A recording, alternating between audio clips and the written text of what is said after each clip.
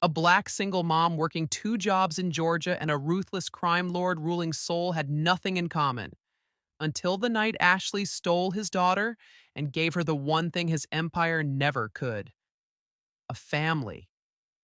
Ashley's hands told her whole story. At 24, they already looked 40. Cracked knuckles, calluses thick as leather, nails chewed down to nothing. She sat on an overturned crate during her 15-minute break at the Port of Savannah. The July heat so thick it felt like breathing through a wet blanket. Her lunch was a gas station sandwich, half of which she tore off and tossed to the three-legged dog that had been hanging around the yard for weeks. "You're gonna make him dependent on you," her supervisor had said last week. Ashley just shrugged. "Some things you do because you can't help it. Because when you've been hungry yourself, you remember what it feels like to have someone notice." She worked nights because the pay was slightly better and because her landlord didn't care when she paid rent as long as she paid it. Her job was simple: inventory the distressed containers, make sure nothing was leaking or damaged, file the reports. Most nights it was just her, the moths circling the floodlights, and the distant sound of container cranes groaning like dying animals. Across the world, in a penthouse that overlooked the Han River, Kang-Dae stood in a room that no one else was allowed to enter. The nursery had been sealed for 7 years, exactly as it was the day his wife and daughter disappeared. The mobile still hung above the crib, silk butterflies that no longer moved. The air purifier hummed, keeping the dust away, keeping everything frozen in time. He didn't turn on the lights anymore. He knew every detail by heart: the pink elephant on the changing table, the stack of Korean picture books his daughter would never read. His men thought he came here to mourn, but that wasn't quite right. He came here to remember what it felt like to be human, back before he'd had to become something else to survive. His phone buzzed. Another shipping route secured. Another rival bought out or buried.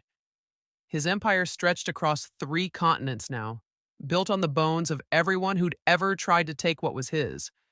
But the math never worked out right. He'd gained the whole world, and it still didn't fill the hole left by a 3-year-old girl who used to grab his finger with her whole fist. Back in Savannah, Ashley checked her watch. 3 more hours until sunrise, 10 more containers to process. She grabbed her clipboard and headed toward the far end of the yard where they'd stacked the units from the inch en route. These ones always made her nervous. You never knew what you'd find. Last month it was electronics that definitely weren't just electronics. The month before that, she'd opened one and closed it immediately, then told her supervisor the seal was already broken when she got there. Container number 4092 looked like all the others. Blue paint peeling, rust bleeding down the sides, Korean characters she couldn't read stenciled on the door. She ran her flashlight over the seal. Intact. She pulled out her bolt cutters. The metal groaned as she worked the lock free.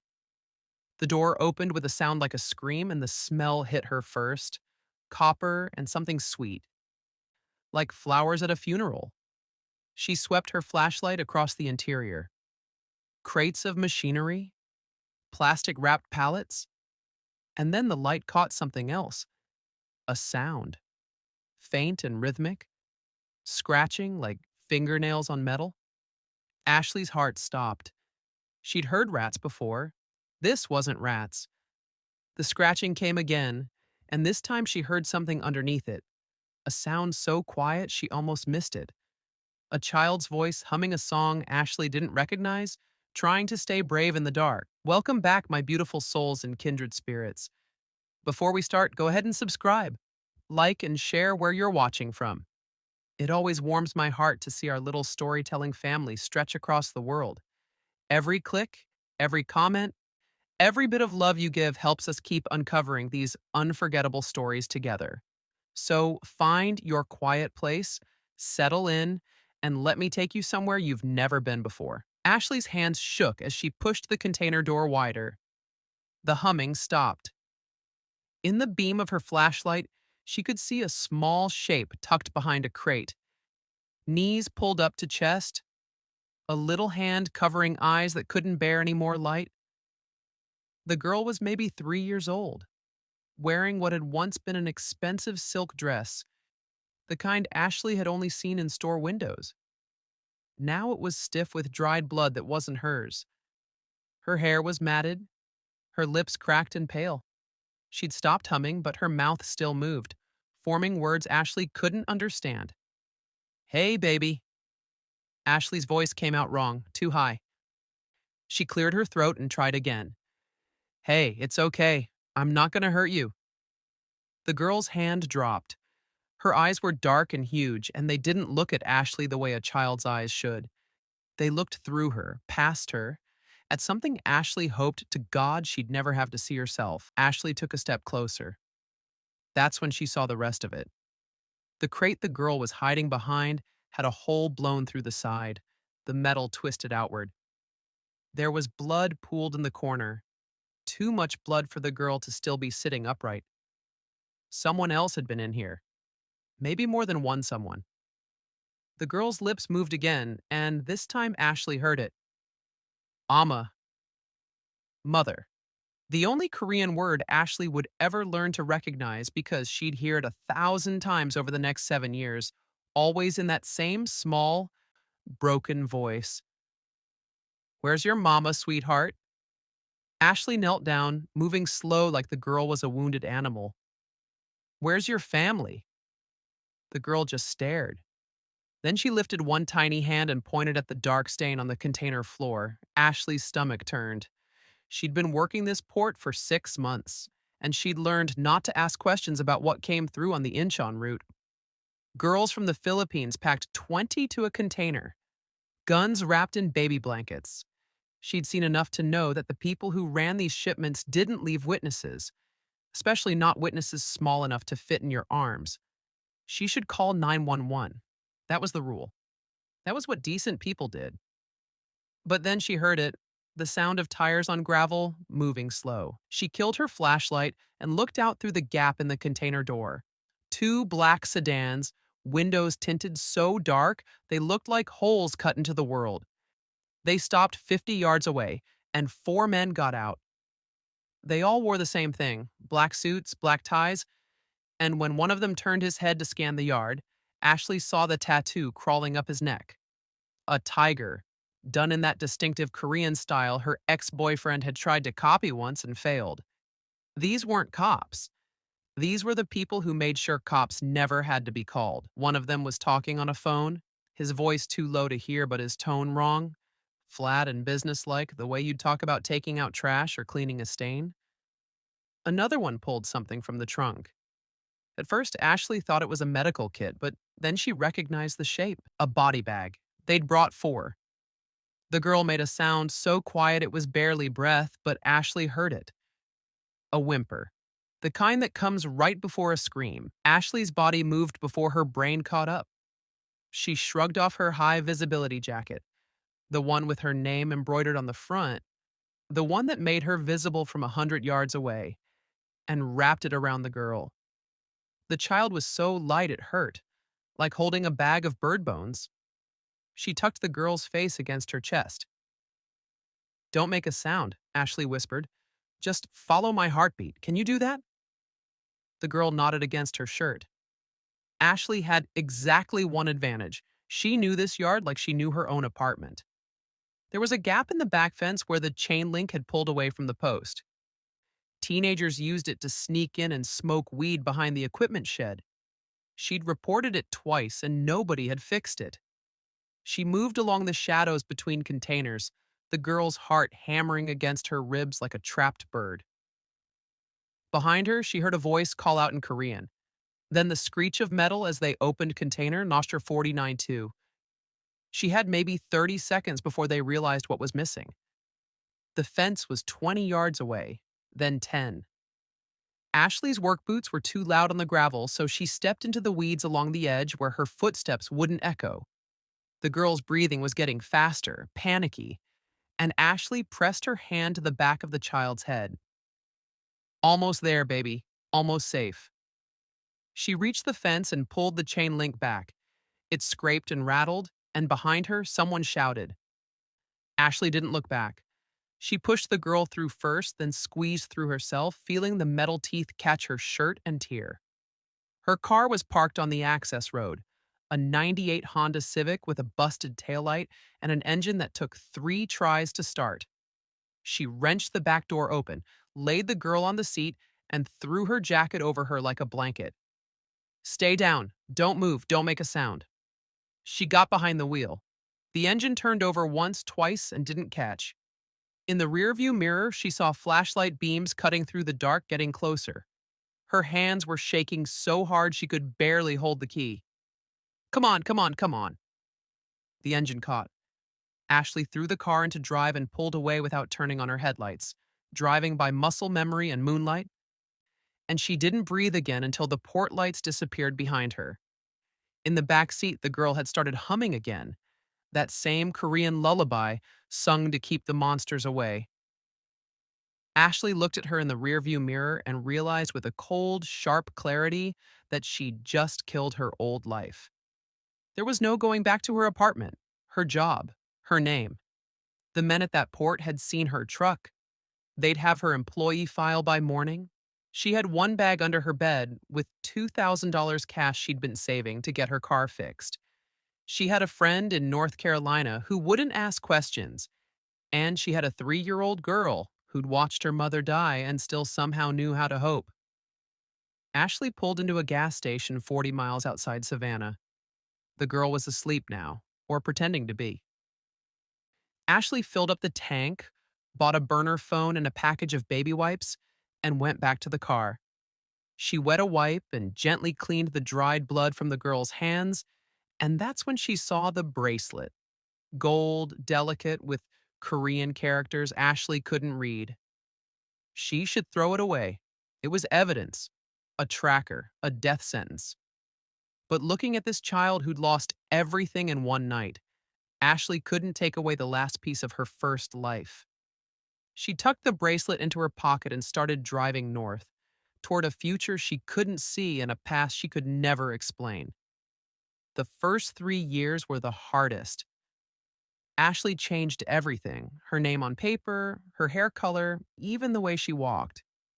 They settled in a town called Pine Ridge, Georgia, population 4,200, where folks minded their own business, and the nearest international airport was 3 hours away. Ashley told people she was a widow. It was easier than explaining a Korean daughter to a black single mother working at the Waffle House. She named the girl Hana because that's what the child kept saying in those first terrifying months whenever Ashley asked her name. Later, Ashley would learn that it meant flower in Korean. It fit. Hana was quiet and delicate, but the kind of flower that grew through concrete. Ashley worked doubles at the Waffle House and picked up weekend shifts at the public library shelving books. Every penny that didn't go to rent or food went into a shoebox under the loose floorboard in the closet, the Go Bag Fund. $200, then $500, then $1,000, just enough to disappear again if she had to. The nightmares were worst in year 2. Hana would wake up screaming in Korean, her eyes open but seeing something else. Ashley would hold her and rock her and sing His Eye is on the Sparrow because it was the only song she knew all the words to. Eventually, the screaming turned to whimpering, then to silence. By year 3, Hana slept through the night, and Ashley tried to tell herself that meant they were safe. On Sundays, they went to Second Baptist Church. Sister Ruth, who ran the children's ministry, taught Hana to clap on the 2 and 4. Miss Jennifer, who did hair in her kitchen for $20, showed Ashley how to cornrow Hana's straight black hair, even though it didn't hold the pattern quite right. Hana learned to say yes, ma'am, and no, sir, and to bring her plate to the sink without being asked. To anyone watching, she was just another kid in Pine Ridge.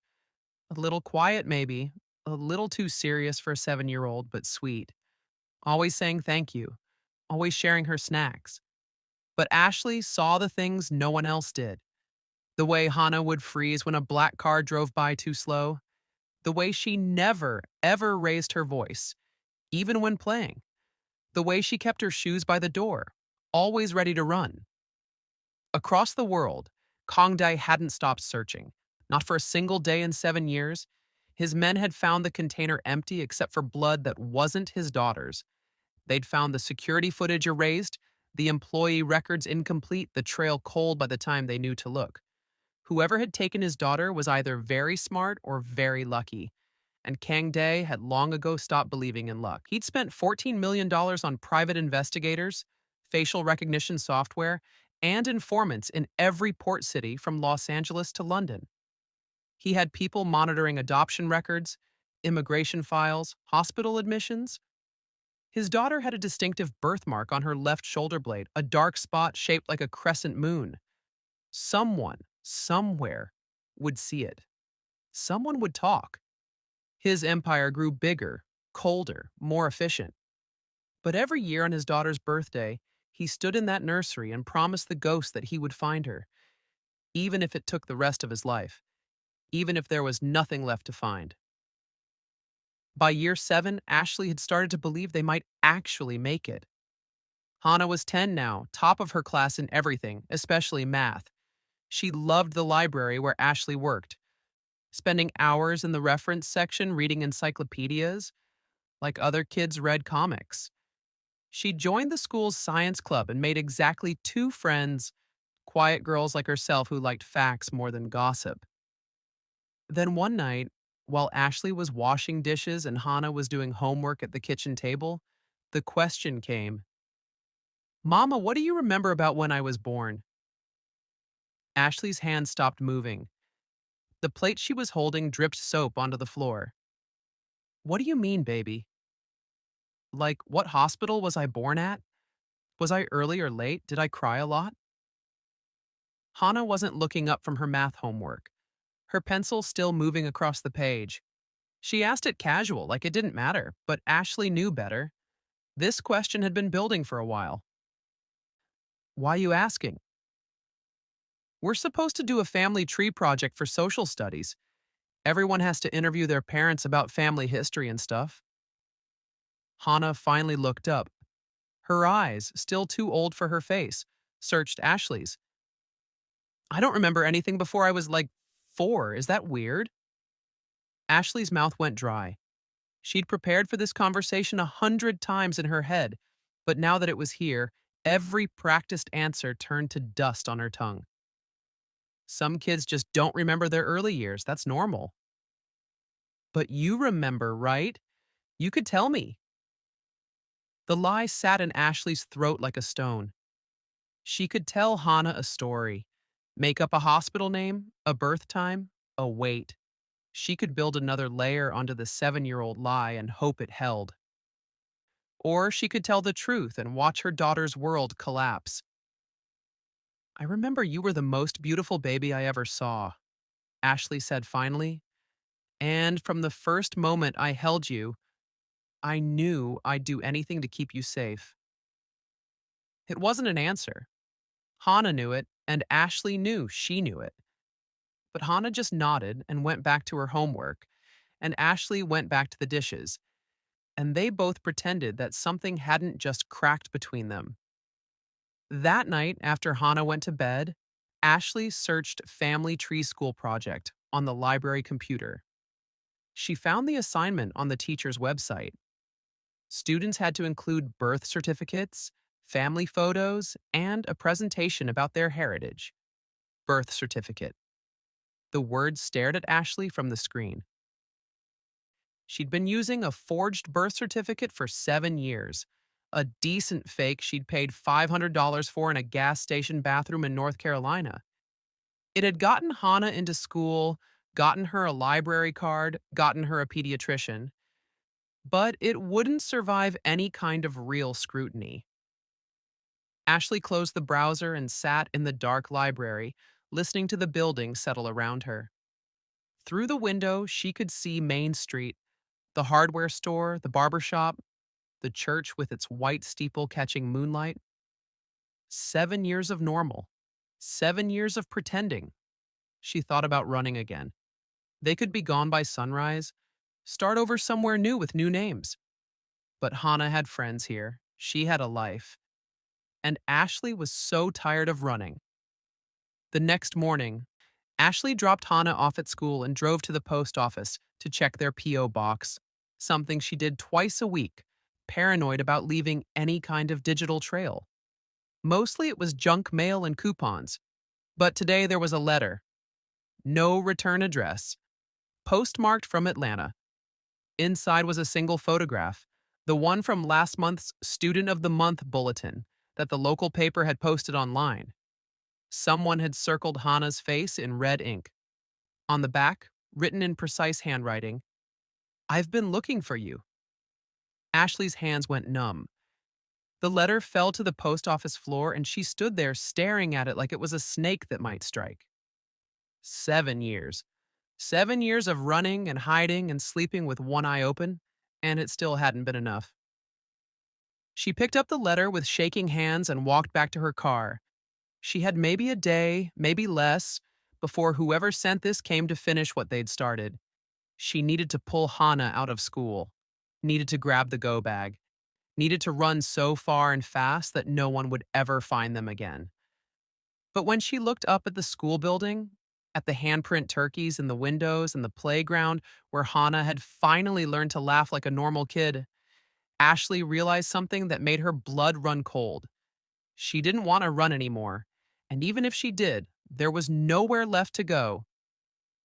She drove home and pulled out the gold bracelet she'd kept hidden for 7 years, the one piece of evidence she should have thrown away that first night. She held it up to the light and looked at the Korean characters she'd never been able to read. Someone was coming, and this time, Ashley wasn't going to run. This time, she was going to stand on her front porch and make them look her in the eye before they tore her family apart. Ashley sat on the edge of Hannah's bed and knew there was no script for this moment. No right words. She'd spent 7 years building a life on a lie, and now that lie was standing on her front porch in a $10,000 suit. "Baby, do you remember anything from before you came to live with me?" Hannah's fingers twisted in her blanket. "Sometimes I have dreams. There's a woman singing. And then everything's dark and loud and I can't breathe." Her voice got smaller. "Is that real? Or did I make it up?" Ashley's heart cracked clean down the middle. "It's real, sweetheart." "Who was the woman?" "Your first mama. The one who gave birth to you." Ashley had to force the words out. "Her name was— I don't know her name, but she loved you very much." Hannah's eyes went wide. "My first mama? But you're my mama." I am. I am your mama, but there's a man downstairs who—" Ashley's voice broke. She started again. "There's a man who's been looking for you for 7 years. He thinks you died a long time ago, and now he knows you're alive." "Is he a bad man?" Ashley thought about how to answer that. "He's a dangerous man, but I don't think he wants to hurt you. I think he wants to take you away from here, away from me." Hannah's hand shot out and grabbed Ashley's wrist so hard it hurt. "No, I don't want to go. I want to stay with you." "I know, baby. I know." Ashley pulled her daughter close, breathing in the smell of her strawberry shampoo and trying to memorize this feeling. "But I need you to do something brave for me. I need you to come downstairs and meet him. Just meet him, that's all." "And then he'll leave?" Ashley couldn't promise that. Couldn't promise anything anymore. "I don't know, but I need him to see you, to see who you are now. Can you do that for me?"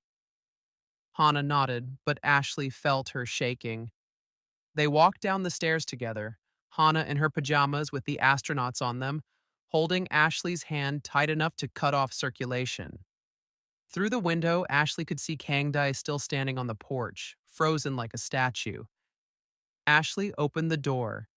Kang-Dae turned, and the look on his face when he saw Hannah was something Ashley would remember until the day she died.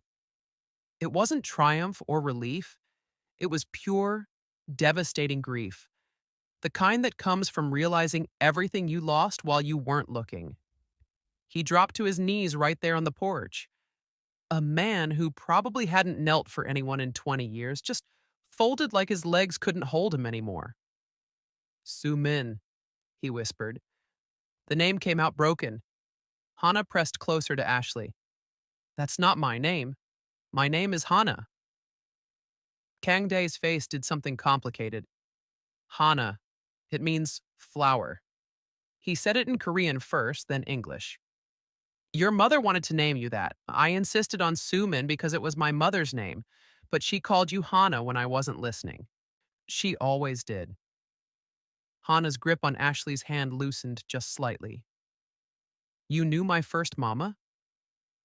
She was my wife. She was. His voice failed him. He tried again. She was the only person who ever made me want to be better than I was. What happened to her? The question hung in the morning air. Ashley watched Kang-Dae's face and saw him decide, in real time, whether to lie to this child or give her a truth that would hurt. Bad men took her from us. They wanted to hurt me, so they hurt her instead. And I thought they took you too.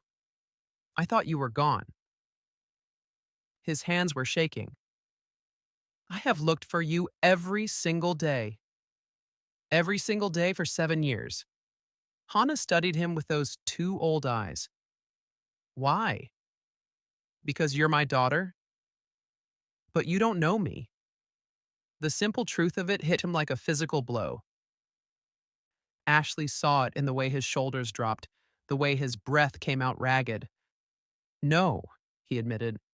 I don't. I like science, Hana said suddenly. And I'm really good at math. And my best friend is named Jessica, and we're reading the same book series. And on Sundays, I go to church, and Sister Ruth always saves me a chocolate chip cookie. She listed it all out like she was proving something. Do you know any of that? No. Mama knows. Mama knows everything about me. Kang-Dae looked at Ashley, and she saw the understanding dawn in his eyes. The terrible, beautiful understanding that he'd lost this battle before he ever started fighting it. What do you want? He asked Hana. If you could choose, what would you choose? Ashley's breath stopped. This was it. This was the moment that would decide everything. Hana thought about it for a long time. Then she said, I want to know what my first mama looked like. And I want to know where I came from. But I want to stay here, with my real mama, the one who taught me to tie my shoes and read and be brave. She looked up at Ashley. Can I do both? Ashley's vision blurred. She looked at Kang-Dae and something passed between them, an understanding that had nothing to do with words and everything to do with two people who both loved the same child enough to break their own hearts for her. Your biological father, Ashley said carefully. He has money and power. He could take you to court. He could probably win. I won't. Kang-Dae's voice was firm. I will not put her through that. Why not? Ashley had to ask, had to know. Because she's right. You are her real mother. You earned that title with 7 years of sacrifice I can never repay. He stood up slowly like it hurt. But I would like, if you permit, to be part of her life, to let her know where she comes from, to tell her about her mother and her grandmother and the parts of her history that are good. And the parts that aren't good? Ashley challenged. The empire built on blood? The enemies who killed her mother and tried to kill her? I will keep that world away from her. You have my word. The word of a crime lord. Ashley almost laughed. Forgive me if I don't find that comforting. Then let me prove it. He reached into his jacket and every one of his men tensed, but all he pulled out was a phone. He made a call speaking rapid Korean. When he hung up, he looked at Ashley. Within the hour, there will be 2 men permanently stationed within a mile of this house. They will rotate shifts. They will be invisible. But they will make sure that nothing from my world ever touches her again. That is my promise to you. I don't want your protection. But you'll need it, because now that I know she's alive, eventually others will too. And they will come for her to hurt me, just like they came before. His jaw tightened. Unless they know that touching her means declaring war on me, that has to be public knowledge. That has to be clear. Ashley hated that he was right. hated that even now, even trying to do the right thing, his world was going to bleed into theirs. What do you think? She asked Hana. He wants to be part of your life. Send you letters, maybe visit sometimes. Tell you about your history. Would you want that? Hana looked at Kang-Dae for a long moment. Then she said, Do I look like her, my first mama? Yes. His voice cracked. You have her eyes and her smile, though I haven't seen you smile yet. I smile a lot, Hana said. Mama makes me laugh. I'm glad. And he meant it. Ashley could hear it in every syllable. I'm so glad you got to laugh. The sun was fully up now. Down the street, Ashley could see curtains twitching. This was going to be all over town by noon. The strange men in suits, the conversation on Ashley's porch. She'd have to come up with some kind of explanation that wouldn't get the police involved. If we do this, Ashley said slowly, there are rules. She stays here. She stays Hannah Williams. She finishes growing up in Pine Ridge, goes to Pine Ridge High, lives a normal life. You can write to her. You can visit maybe twice a year and only if I'm present. And if I ever think you're putting her in danger, this deal is over. Kang-Dae nodded. Agreed. And one more thing. Ashley's voice went hard. You don't get to buy her. No expensive gifts, no private schools, no trust funds. She gets what every other kid in this town gets. She stays humble. She stays grateful. She stays good. You understand me? I understand. He pulled out a card and handed it to Ashley. My private number. If you ever need anything, if she needs anything, you call. Day or night. Any problem you have, I will solve it. Ashley took the card and almost threw it away. But she thought about medical bills and college tuition and all the ways poverty could hurt a child, and she slipped it into her pocket next to the gold bracelet. Kang-Dae looked at Hana one last time. May I? He stopped, started again. May I hug you? Just once? Hana looked up at Ashley. Ashley nodded. The child walked over to this man who was a stranger and her father all at once, and she let him wrap his arms around her. He held her like she was made of glass, and Ashley heard him whisper something in Korean. A prayer, maybe, or a promise. When he let go, there were tears on his face. Be good, he told Hana. Study hard. Listen to your mother. Be everything your first mama wanted you to be. Okay, Hana said quietly. He walked back to his SUV. His men filed in around him, but before he got in the vehicle, he turned back one more time. Thank you, he said to Ashley. For 7 years, for her life. Thank you. Ashley couldn't speak. She just nodded. The SUVs pulled away, and Ashley and Hana stood on the porch watching them disappear down the street. When they were gone, Hana started crying. Not loud, just quiet tears that rolled down her face like she'd been holding them in for hours. It's okay, baby, Ashley said, pulling her close. It's okay to be sad. It's okay to be confused. I don't even know what I'm feeling, Hana whispered. That's okay too. They stood there in the rising sun, and Ashley realized that somehow, impossibly, they'd survived. They'd faced the monster from the nightmare and lived to see another day. Inside the house, Ashley's phone buzzed. A text from an unknown number. 2 men will be there by 9 a.m. You'll never see them, but they'll see anyone who gets close. Thank you for letting me be her father, even if only from a distance. Ashley deleted the text, but not the number. Just in case. She looked down at Hana and saw her staring at the spot where the SUVs had been. Mama, Hana said quietly. Can I ask you something? Anything, baby. If you could go back, if you could go back to that night and just call the police instead, would you? Ashley didn't even hesitate. Not for a single second. You are the best thing that ever happened to me. Hannah smiled then, finally, and it was the smile of a child who knew she was loved beyond measure, beyond blood, beyond anything that biology could claim. They went inside together, and Ashley made pancakes while Hannah set the table.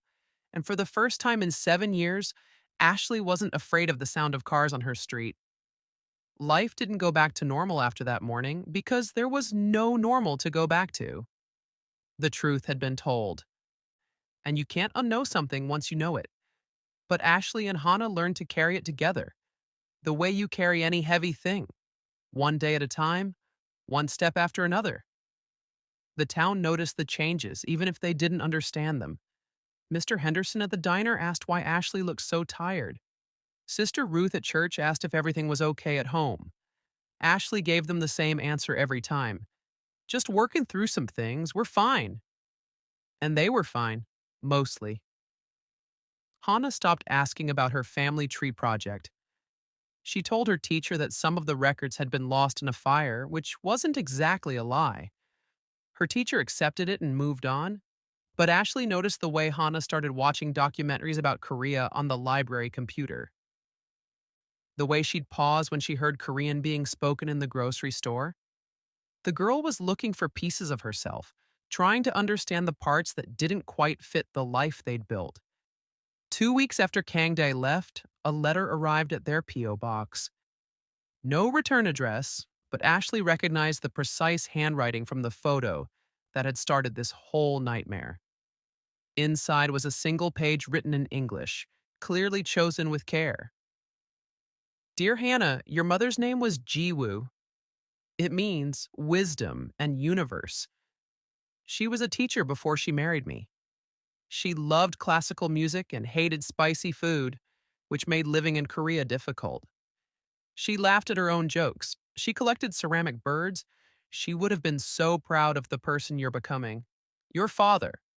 Hannah read it 7 times. Then she folded it carefully and put it in a shoebox under her bed, next to the gold bracelet Ashley had finally given her, the last piece of her first life. More letters came. One a month, like clockwork. Never more, never less. Kang-Dae told Hannah about her grandmother, who had been a seamstress, about her mother's favorite book, about the neighborhood in Seoul where they'd lived. He sent photos, carefully chosen, nothing that showed violence or wealth or the empire he'd built. Just a young woman holding a baby, smiling like her whole world was perfect. Ashley read every letter before Hannah did, checking for anything that might hurt her or pull her away. But Kang-Dae kept his word. The letters were about Jiwoo, about family history, about culture and language, and the good parts of a heritage Hannah deserved to know. He never asked to visit, never pushed for more than what they'd agreed to. And Ashley found herself respecting him for it. This man who'd walked away from everything he wanted because he loved his daughter enough to let her be happy. The protection he'd promised was invisible, just like he said. Ashley never saw the men, but she felt them. The way the drug dealer who used to hang out by the school suddenly moved to a different corner. The way her car, which had been on its last legs, suddenly started running smooth after she left it overnight at the grocery store. Small things, quiet things, the kind of help that didn't demand gratitude or recognition. Once she tested it. She got a flat tire on a back road at 11 p.m., and before she could even pull out her phone, a black sedan appeared. A man in a suit changed her tire in under 5 minutes, refused her thanks, and disappeared. Ashley sat in her car afterward, shaking, understanding that this was her life now, permanently under the watch of people who could kill her in a heartbeat, but had been ordered to keep her safe instead. It should have felt like a prison. Instead, it felt like the first time in 7 years she could breathe without looking over her shoulder. Hannah thrived. She joined the debate team, started tutoring younger kids in math, got accepted into a summer program for gifted students. She was still quiet, still too serious sometimes, but she smiled more, laughed more, let herself be a kid in a way she never had before. On her 11th birthday, a package arrived. Inside was a simple silver necklace with a small pendant, half a flower, broken along a jagged edge. The note said, I wear the other half, so you're never alone. Father. Hannah put it on and never took it off. Ashley watched her daughter grow and knew that every choice she'd made, the theft, the lies, the years of running, had led to this moment. A child who knew where she came from but wasn't defined by it. A child who understood that family was complicated and love was even more complicated, but both were worth fighting for. The first visit happened 2 years later, on Hannah's 12th birthday. Kang-Dae called ahead, asked permission, and showed up in a rental car instead of an SUV. He wore jeans and a regular shirt, looking so normal that if Ashley had passed him on the street, she might not have recognized him. He brought a single gift, a leather-bound book of Korean poems that had belonged to Jiwoo. Inside the cover, in faded ink, was an inscription. For Sumin when she's old enough to understand. Love, Amma. Hana held the book like it was made of glass and precious metals. She looked at Kang-Dae and said, Thank you. They spent the afternoon in Ashley's living room, the three of them, talking about safe things, school, books, Hana's science fair project. Kang-Dae told stories about Jiwoo that made Hana laugh. Ashley made sweet tea and watched two people who shared blood but not history try to build a bridge between their worlds.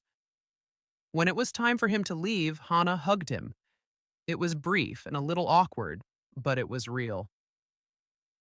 Progress. Same time next year, he asked Ashley. Same time next year, she agreed. He left the same way he'd come, quietly, without fanfare, without trying to take more than he'd been given. And Ashley realized that this was what love looked like when it grew up. Not possession, not control, just showing up, keeping promises, and respecting boundaries, even when it hurt. The years passed. Hana grew tall and smart and kind. She got her driver's license, her first job at the library where Ashley worked, her acceptance letter to college with a full scholarship for engineering. She dated a boy from her calculus class who brought her roses and treated her like she was precious. She had friends and teachers and a life that was beautifully, blessedly normal. Kang-Dae kept his distance, but he was always there. A letter every month, a visit every year, a quiet presence on the edges of her life. He paid for nothing, gave her nothing that would make her feel bought or owned. But when she graduated high school as valedictorian, there was a single white rose delivered to the house with a note that said, Your mother would be so proud. I am so proud, Father. Ashley sat in the audience at graduation, watching Hana give her speech about resilience and family and the people who teach us what love means, and she cried. Not sad tears, grateful ones. After the ceremony, as families gathered for photos and celebration, Ashley saw him. Kang-Dae standing in the very back of the auditorium, half hidden in shadow. He wasn't taking pictures or pushing forward. He was just watching, his face full of something Ashley had learned to recognize. The bittersweet joy of a parent who knows they made the right choice even though it cost them everything. Their eyes met across the crowd. He nodded once. She nodded back. An understanding between two people who'd both loved the same child, enough to put her first. Then he was gone, and Ashley knew she wouldn't see him again until next year. That was the deal. That was the sacred distance they'd agreed to keep. Hana found Ashley in the crowd, her graduation cap askew, her smile bright enough to light up the world. Mama, we did it! You did it, baby. All you. No. Hana shook her head. We did it together. Everything we've ever done, we did together. That night, after the party and the photos and the relatives had gone home, Hana sat on her bed and pulled out the shoebox she'd kept for 7 years. All the letters from Kang-Dae, The photos of Jiwoo, the gold bracelet, the book of poems, the pieces of a history she'd been given back one careful piece at a time. Mama, she called out. Can you come here? Ashley came and sat beside her, the way she'd done 1,000 nights before. I've been thinking, Hannah said slowly, about the family tree project, the one I never finished. Yeah? I think I know how to do it now. She pulled out a piece of paper and started drawing. Two trees. Their roots separate, but their branches touching at the top. One tree had Korean characters Ashley couldn't read. The other had names Ashley knew by heart. Her own mother, her grandmother, the lineage of strong black women who'd taught her how to survive. Two families, Hannah explained. Both mine. Both real. Connected by me. Ashley looked at the drawing and felt her throat get tight. That's beautiful, baby. Jiwoo gave me life, Hannah said quietly, and you gave me everything else. I don't have to choose. I can honor both. You can honor both, Ashley agreed. Hannah looked at her, eyes serious. Do you ever regret it? Taking me that night? Ashley had been asked this question before, but it never got easier to answer. Not because she didn't know the answer, but because the answer held 7 years of fear and sacrifice and love so fierce it sometimes scared her. Not once, she said, not for a single second. You are the best decision I ever made. Even though it was technically kidnapping, Ashley laughed, surprised. Where'd you learn that word? I've been reading about custody law for a paper. Hannah smiled. Legally, you absolutely kidnapped me. Legally, I saved your life. You did both. Hannah leaned her head on Ashley's shoulder. Thank you for both. They sat there in the quiet, and Ashley thought about the invisible thread that connected all of them. Her, Hannah, Kang-Dae, the ghost of Jiwoo, the men who watched from the shadows. They were bound together by a single moment of choice, a decision made in fear and love, and they would carry it forward together for the rest of their lives. The next morning, Ashley found a package on the porch. Inside was a small box, and inside that was a pearl. Rare, perfect, glowing with an inner light. The note said, a South Sea pearl, given only to those of royal blood in the old traditions. She earned it not through birth, but through the grace and strength she learned from her queen. Thank you for making her magnificent. Kay. Ashley held the pearl up to the light and smiled. Then she took it inside and placed it on Hannah's dresser, next to her graduation cap and the book of poems and all the other pieces of a life that had been broken and rebuilt into something stronger. Somewhere in Seoul, a man stood in an empty nursery for the last time. He looked at the mobile that no longer moved, the books that would never be read, and he finally let himself grieve. Not for what he'd lost, but for what he'd found and chosen to release. His daughter was alive. She was loved. She was safe. And that, he realized, was all a father could ever really ask for. He closed the door behind him and never went back. Thank you for watching to the end. Please remember to click the subscribe button and make sure you like this video and tell me in the comments where you're watching from. Thank you.